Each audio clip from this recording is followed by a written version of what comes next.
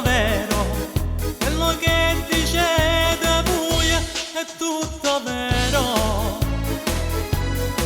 Povere vittime di sesso debole, a come facciamo a campare senza effemmana, vi meritate una medaglia per la vostra simpatia, ma la colpa è solamente nostra, che venimmo sempre appresso.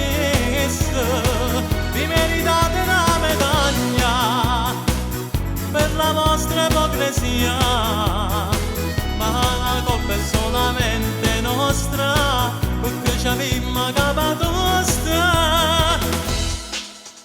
E femmine sono troppo belle, ma noi siamo buoni per ragionare. Povere vittime di sesso debole, ma come facciamo a campare senza effemmana?